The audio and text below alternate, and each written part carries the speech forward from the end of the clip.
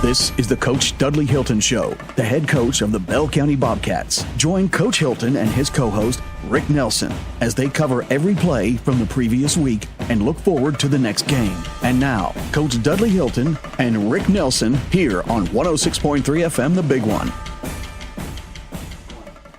Good evening, everybody. Welcome to the Coach Dudley Hilton Show as we get you ready for a big game Friday night as the Bobcats take on Rockcastle County. And we'll talk about that game a little later because that's what's on everybody's mind. But as we usually do, Coach, 6-0 on the season. Pretty nice win over Macquarie County, 46-7. How about starting us out with some comments on that? Well, it was Coach Marple down there, and he coached here for about 3 years with me, and he knew my system. And anytime he plays somebody that knows what you do a little bit, it's they got a little edge. But he's young, and he's going to create a good program down there. He's already told that they sure knew how to act this year in the past. They sure looked like a football team, but they had some good athletes, and we did a lot of good things well. We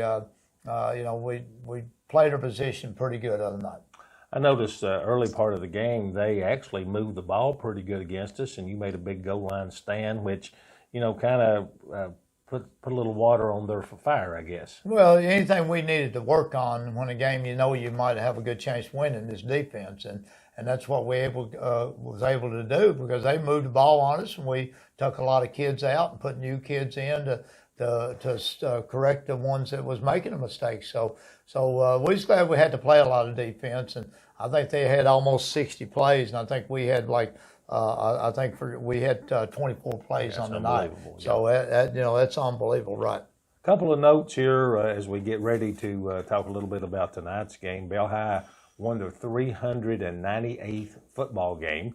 Coach Hilton has won his 425th, and for the 11th time in school history, we start out 6-0. That's numbers for all the fans and all the radio announcers, I guess, Coach. But I'm looking here at the game sheet here, and the thing that kind of amazed me when I looked, because I thought it was a misprint, I noticed they did have 60-plus plays, but 24 plays is almost unbelievable to generate that many points. Yeah, and again, you're right, and I think second half, Rick, we just had two offensive plays. That's all my offensive team got to play. Second half was two, but they had correct. They had 63 plays, and we had 24. So, but again, we was able to do some things, scored quickly throughout the night, and made some big interceptions, and it was just a good night for the Bobcats. I'm looking at the scoring sheet here. I'm looking at a 51-yard touchdown, 58-yard, 35-yard, 55-yard interception, big interception. So when you have the big plays, you don't have a whole lot of plays. Right, and that takes reps away from you. But I'd rather have the big plays, Rick, and they had to have all those other plays. Did you have any problems, Coach Hilton, with we'd had good games, close games, and the kids knew probably that they were big favors. They heard it from their parents. Any problems with getting them ready to go, or some blues, playing a team that they're heavily favored on? Well, you lose a little rhythm, and that's just a natural instinct, But I thought overall we stayed focused and did what we needed to do to come home with our sixth win. And Rick, I was just impressed how many people we took down there. And I told the team after the game that before I said anything, I said, I told my football players, I said, I just want y'all to look around and how many people's around this huddle tonight and listen to us talk after the game. And it was probably one of the biggest crowd I've seen ever went to Macquarie from here, because a lot of my parents and fans take it for granted too. But I was just so surprised that we had so many people at Macquarie. All right, let's get right into, because we want to spend a little extra time on Rockcastle. Why don't we go right into the offense now? 24 plays generated 339 yards. They had 67 plays according to the unofficial stats, 248. Well, tell us what you got on offense, Coach. Well, offense, we didn't get it till late. I think that Oh, we did get it early, and we did score. First time we had to play, I think Daniel Thomas broke loose about 51-yard touchdown run. Then they kept the ball a long time for us, Yep. and I think they went about 3 or 4 fourth downs and made them. I think we got one penalty, caused them get a fourth down, and the quarterback scrambled one time. We were man to man. One boy came off his man and they was able to complete that one, but they got it down on the 2-yard line, and we really tightened our belt down there and just denied them 4 straight downs of trying to blow us off the ball and stop them. So that was a big stop for us. And in the second quarter, I think we scored 24 points, and we go into halftime with 32 points. There's 32-7. I think they got their touchdown in the third quarter, but offensively, the first half, Daniel got 178 yards in the first half, and second half he just carried it one time for 10 yards, and so we had almost we had 281 yards rushing, and 71 of them was in the first half. So wow. But Blake Evans had a great night of running the football, throwing the football. He's just 2 for 3, and he made that one big long run in the second half for 55 yards for a touchdown. So then he had that big interception. We'll talk more defense here in a minute, but the boy threw a touchdown pass, ran a touchdown on the ground, and also had an interception back for a touchdown. So anytime that's doing that, what they call that, doing the cycle. You're almost doing the cycle right there when you intercept one, run one, and throw one. So I'd say he did the cycle for the night. But our offensive line getting better. I thought they did a tremendous job of the night. Dudley, a hypothetical question here for you. Let's say that you knew you were going to score 46 points. As a coach that likes to work a little bit on offense, would you rather have 46 points in 24 plays, or would you rather have it in 50 plays? And I'm thinking ball control in a close game. Yeah, you like to run plays, and the more plays you run, more things you do. I didn't get to carry some boys I wanted to carry. I didn't get to throw to some guys I wanted to throw to. I think the other night Elijah Hampton had the 2 catches, and again we threw one to another boy. But I'd like to have been able to run more plays and let some other kids catch one. I'd like to have been able to run more plays and let other running backs run them. So yeah, you're right. I'd rather have more plays, so more kids. But Daniel's having a tremendous year. When you're handing the ball, you don't know if you're going to have to go kick the extra point or run for 2. But now that's a good weapon to have, and I'm glad I got him. So, but anyway, I know we're going to have to start using more kids running the ball, because we're going to find out the defense is going to really tighten up against us. Anything else on offense? No, just we did a good job, and again, give Blake Burnett a lot of credit, because he's doing a good job running the football team. All right, let's flip over on the defensive side of the football, and I'm looking, of course, at the official stats that you all turn into the Kentucky High School Athletic Association, but you've got the master copy anyway. So what do you got on? Tell us first of all about generally on defense. Well, generally we played our shoulder a lot better and did a lot of good things defensively that we've been hurting on. We've been getting reached, and we're supposed to have the right shoulder, and we're letting the left shoulder block us in, and things like that. But I thought the other night our linebackers. We started a couple linebackers. Of course, Blake Evans got a lot of experience, but the Owens boy and the Miller boy both are sophomores, and they're lacking experience, but they've been able to look at film and getting better every week. Then we got a couple ends out there, and Holden Clark and Chase Widener, and they're 2 sophomores that we're trying to get experience. And I thought the other night they both got better. As far as the secondary, I thought that the Huff boy played well. I thought the Hunter Eldridge played well, and like I said, our front 4 are getting better. We just got to keep working them, and we got a little competition up there. So I hope that'll help our defense get better. Dudley, I didn't realize until you told me last week about the breakdown of the classification. Usually a Bell County team will have 8 or 9 seniors and some juniors and just a few sophomores, but you flipped that, because I think you told me maybe on both sides of the ball, you had 7 or 8 sophomores. Well, we start one senior on defense. That's Daniel Thomas. The only one starts on defense. So I think there's 2 juniors over there, and the rest of them are sophomore. On offense, most of our offensive linemen are senior, and then Daniel in the backfield is senior. So I don't know. I really didn't look at offense that much, but I think we do start about 5 seniors. So that means you do start 6 underclassmen. But anyway. How about the stats, defense? All right, stats. We was led in tackling by we called him Slim up here, number 78. He had 6 tackles.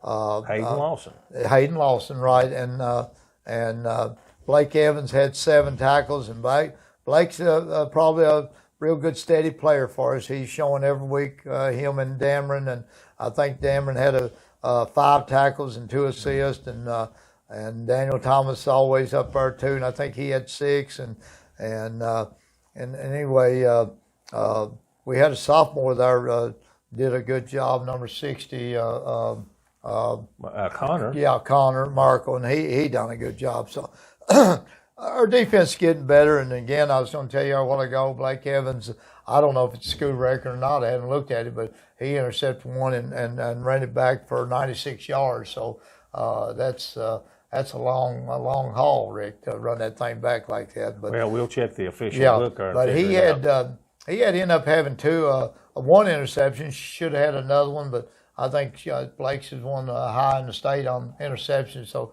he knows how to get up and get it. But overall, they carried the ball 42 times for 125 yards. I think that maybe be a 3-yard average. And they had threw the ball 21 times, completed 12 for 147 yards. And they might have had the first one ever. They had a girl that kicked the extra point, Rick, and that might be the first time a girl's kicked the extra point against us. So that's kind of a history thing, Absolutely. Coach, anything on McCrory Central before we take our halftime break? No, again, I want to brag on them because they really trying to get their program back to first class, and I thought Coach Marple did a great job with them. Well, folks, we've come to halftime of the Coach Dudley Hilton Show. We've got a great game coming up for you this coming Friday. It is Hall of Fame night, and it's a big game for district implications and seeding down the road. Right now, though, we're going to take a break. You're listening to the Coach Dudley Hilton Show. Cumberland Gap Mountain Spring Water. It comes straight from the mountains of Cumberland Gap. It's bottled with the highest standards of packaging and beverage processing quality. And their naturally fresh spring water comes from deep within the mountains of Cumberland Gap National Historical Park. They guarantee to their customers that they receive the highest quality of water possible. There are fans of Cumberland Gap Mountain Spring Water all over the state and the nation. Delicious, refreshing, and natural, it's Cumberland Gap Mountain Spring Water. Bottled in Middlesboro, Kentucky. How long have you been taking care of customers at Cumberland Ford? Jack, been here 17 years. I'm Amber, and I've been here for 5 years. Rob, I've been here about 6 years. I'm Jerry, I've been selling parts for 2 years. I'm Shannon, I've been here 13 years. Hi, I'm Tim, I've been here 5 years. Hi, I'm Logan, I've been here for 9 years. Hi, I'm Will, I've been here for 8 years. Hi, I'm Zane, I've been here 5 years. I'm John, and I've been here 33 years. I'm Tim, and I've been here 12 years. Cumberland Ford of Middlesboro, taking care of their employees so they can take care of you, their customer.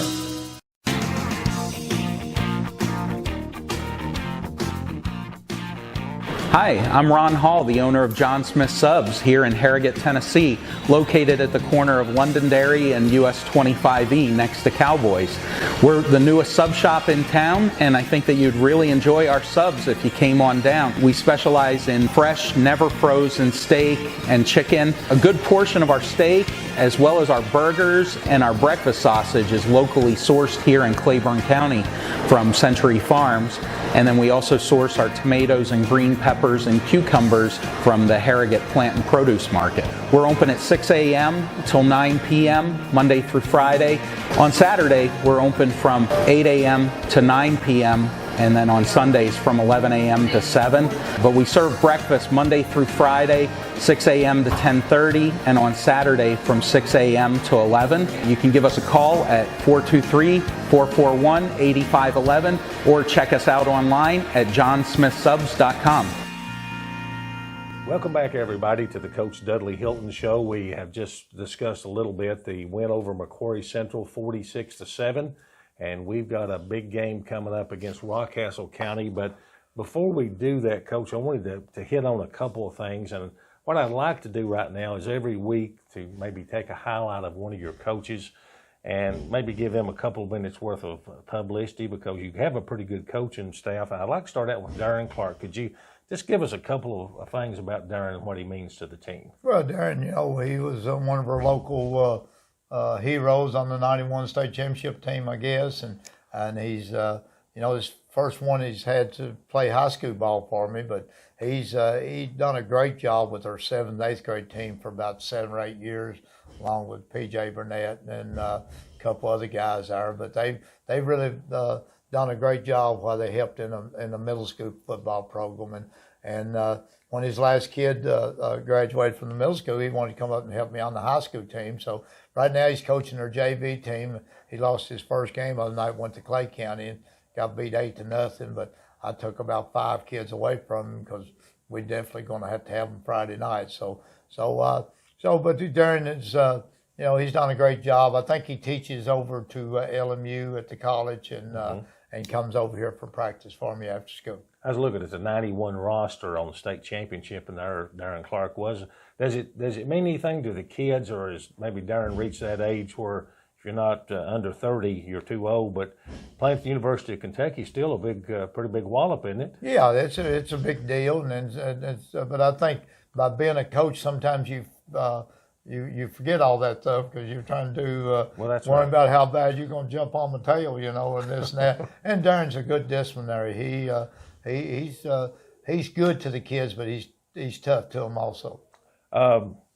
JV game and freshman, you just now mentioned the loss. We went to Clay County the other night. Like I said, this is their open week, and I'm sure they played a few guys on the varsity that's give them a little bit more experience. And coaches got to do what they got to do to help their kids come along. But it was a good game. As long as it's a good game, I don't want them holding back and beat me 50-0. But our kids, we got beat 8-0, and so it was a good game. Dudley, I don't know if Rockcastle is the best team you played. They're one of them, but as far as importance, this game here, this coming Friday, we don't want to overstate it, but the winner of this game Friday night will have an inside track to win the district, I believe, is a fair statement. Well, it's a fair statement, but you can't count out Clay and Knox Central because both of them are rolling, and Clay. Clay got beat, but they were in the game till halftime, and then got out of it. But as far as saying the best team that you play, it's our next game, and sure, it's the best team we played because that's going to be natural. I probably said that last week if you'd said that about Macquarie, That's exactly what you did. So I don't think that. But they are a well coached football team. Well, you've always said whatever game you're playing is the most important game that you're playing. And you played a fine schedule, as your RPI shows. But Rockcastle is the next important game you play. Yeah. And it's just a big deal to win that game. So it's all hands on deck this Friday. Yeah, and again, they've had added a player to their roster they didn't have last year. And he played up here last year for North Laurel, and he done a great job with North Laurel. So now here we're going to play him this year with Rockcastle. So he's a good quarterback, just does a great job. And he's... he can throw the ball, and he's got good receivers. So, we've definitely got our work cut out for them, and they do a good job, play good defense. And they beat a good Clay County team last week, I believe, 63-28, but it was a fairly close ball game until the third quarter. Yeah, and Clay County was on the feed, so they had a lot of momentum and going in, and I'd say, Clay fought them hard because they had that winning attitude, and that's one good thing about it. Clay's got a good winning attitude now, and of course Rock does too. They're 5-1, and they won 5 games, so I know they're going to come in here with a good winning attitude. Dudley, if you're playing a team, we talked about how teams like to pass Rockcastle County appears, with the addition of the player from North Laurel, they like to put it in the air. As a matter of fact, they've got 1,016 yards passing, 937 rushing, so they're going to be able to do either side, and they're going to be able to do it well. Yeah, no question about it. I mean, that's that's what they do. And again, they got the weapon to do it. And when you get a headed player like that to your team, you've sure you added a good one. That's for sure. Dudley, is there any numbers? Sometimes when I know the Fort Thomas Highlands and people, they would say keep your eye on number 16 or 2. Could you pick out not by name necessarily, but should we watch for that quarterback? Should we watch for a particular running back? What are we going to be looking for as a fan? Well, they got the coach's got a son, number 11 there. He's well, you can tell he's a coach's son. That's what you can say. They got a number 3 as a split end. Got a lot of speed. He would have been their quarterback, and now we could maybe contain him a little bit more, or kept him behind where we could see him. Now he's out there wide receiver and got somebody throw it to him. So he's a big key for them, and of course they got a little speed out, a little scat back there, but they're probably the main one. I think their skill people are probably as good as I've ever seen Rockcastle as far as skill and the wide receivers, the quarterbacks, and the running backs. Dudley, we talked about experience for us. We have some seniors, some juniors that start on both sides of the ball. What kind of experience will they bring in? Well, like I said, their skill people's got a lot of experience. There's no question about it. Again, being a coach's son, he's been in there all of his career and playing, and he's done a great job with him, and so they've got plenty of experience, Rick. That's for sure. A couple of numbers for you folks that like that thing. Rockcastle is averaging 54 points a game. We are averaging 43. They're giving up 25, and we're giving up 24 points. So if you look at the raw numbers, pretty similar, I guess. Of course, we do have most of our running plays and a few passing, but they don't care to air it out, apparently. No, that's a different type of a Rockcastle team but they got the weapons to do it with. If you got the weapons to do it with, and you got the talent to do it with, and as a coach, but you can't come after the quarterback too hard, because he knows how to run too. I think he might be the leading rusher they got on the team. I feel like it is. So when your quarterback's your leading rusher, and then that means he hadn't been sacked too many times. He's the Tucker boy, number 4, and he hadn't been sacked many times, and that means he knows how to get upfield, and that's pretty hard on you running quarterback. So that's going to be a big weapon for him, and we got to be ready to stop him. Continuing to build them up a little bit because they deserve it. They've got 4 rushers that have over 180 yards. They have 3 pass receivers that have over 200 yards. And so, again, that's a lot of weapons. It reminds me of the old days when Coach Tom Larkey was there, and you 13-7, 17-16. It was just a black and blue game. It was defense all the way, but times have changed. Times has changed. You're right about that, Rick. And, they do a good job of spreading the wealth around. And, sometimes we put too much wealth on one boy, but our boy's done a great job, and it's hard to get it out of his hands sometimes. But they sure spread theirs around. We've got a couple of things where our time is down here. Anything else you want to say about Rockcastle? I know we're not going to close down now, but anything else that we need to know about them? No, they do things defensively that's hard to move the ball. Their special teams are good.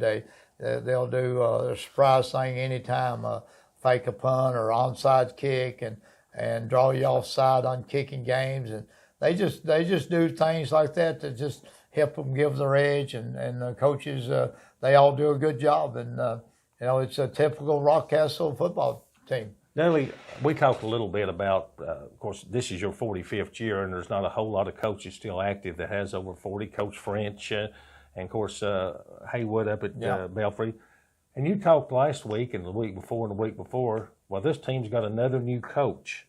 having a new coach in there, does that pose any problems for you knowing that you're still going to have to run? I mean, you're not going to see anything different, even though it's a new coach, are you? Well, no. Again, me and Coach Larkey, his son's the head coach down there. Yeah, that's right. And, he does a lot of things his dad did. And the defensive coach has been down there for a long time. So, this is his second year, Coach Larkey. And then, again, he's bringing back the tradition, what Rockcastle is always known for is a hard-nosed football team. All right, we got a couple of minutes left, a couple of more things here, and then we'll let you wrap things up. First of all, again, I wanted to ask you a question, maybe a little bit off subject, if that's all right, just a little bit. But we talked about the kids coaching, and a lot of people feel that they got iPhones and all this stuff here. What's the biggest difference do you see in your players when you first started at Breathitt County as you progressed as a coach through the years? Are the kids pretty much the same as far as their desire, or do you have to round them up a little bit more and stay on them a little bit more? Well, the kids got so much more to do today, Rick, and that gives them more choices when they got. Well, that's right. So it's hard to get them dedicated to a sport, football. It's a tough game when you go to your swimming pool and go swimming, or stay home and play your Nintendo games and things like that. Back then, those kids didn't have anything to do, so it was more to giving them something to do. Come out and let's play football and hard nose. So your kids got so many more choices today, and technology's been hard on us all around just because of just our tension. We have a hard time. But again, the game of football hasn't changed. The kids hadn't changed. They still want discipline. They starve every day for discipline, and it's just it's one of those things that if parents out there is not making their kids play sports, then they better be doing a good job disciplining themselves, because it's hard to discipline one by yourself, and that's why it's good for them to get involved with a sport, football, basketball, baseball, so that somebody can help you to give them the discipline that they need, especially in this time of days. And of course, the up and downs in football or basketball, just kind of like you're going to face throughout your life, isn't it? Yeah, I mean, it is, football to me, and I've played them all, but it's a tough game, and life is a tough game, and it's one thing you learn by playing this game. And it's easy to sit home and wait till you're 20 years old. Boy, I wish I'd have played, because it's over with when you get at the high school over with, and that's why if you can get on a good football program or basketball, whatever what you want to play, and work at it, because that's something you can relate when they get our ages, Absolutely. Well, the ball game, 7:30. It is Hall of Fame night. The third class will be introduced at halftime. And Brian, if I'm not mistaken, we'll have it on Facebook Live and on WRIL Radio at 7:30. Coach, we wish you the very best of luck. Any final comments? Yeah, again, this is old tradition. Rockcastle Bell County football team. They'll be up here ready to play, and they'll bring a big crowd too. They'll bring a big crowd, and it'll be Hall of Fame, like you said. But go back to the Macquarie. I was impressed how many people followed us last week to Stearns, Kentucky, and again, this is the first home game we've had in 3 weeks now, and the only second one the whole year long. We're over halfway. But you want to be here, and again, I appreciate having it on the Facebook and radio. But you need to get up here and watch your Bobcats play and cheer us on. But it's going to be a good one, Rick. The thing about it is, it's another game with a target on the Bobcats' back.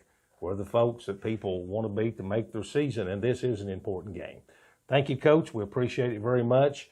This is Rick Nelson for Coach Dudley Hilton. You've been listening to the Coach Dudley Hilton Show. So long, everybody, and go Bobcats. You've been listening to the Dudley Hilton Show with your co-host, Rick Nelson, right here on 106.3 FM, The Big One. Make sure to join Brian Stewart and Christian Scott as they bring you the games on Friday nights live right here on 106.3 FM, The Big One. Cumberland Gap Mountain Spring water. It comes straight from the mountains of Cumberland Gap. It's bottled with the highest standards of packaging and beverage processing quality. And their naturally fresh spring water comes from deep within the mountains of Cumberland Gap National Historical Park. They guarantee to their customers that they receive the highest quality of water possible. There are fans of Cumberland Gap Mountain Spring water all over the state and the nation. Delicious, refreshing, and natural, it's Cumberland Gap Mountain Spring water, bottled in Middlesboro, Kentucky. How long have you been taking care of customers at Cumberland Ford? Jack, been here 17 years. I'm Amber, I've been here for 5 years. Rob, I've been here about 6 years. I'm Jerry. I've been selling parts for 2 years. I'm Shannon, I've been here 13 years. Hi, I'm Tim. I've been here 5 years. Hi, I'm Logan. I've been here for 9 years. Hi, I'm Will. I've been here for 8 years. Hi, I'm Zane. I've been here 5 years. I'm John, and I've been here 33 years. I'm Tim, and I've been here 12 years. Cumberland Ford of Middlesboro, taking care of their employees so they can take care of you, their customer.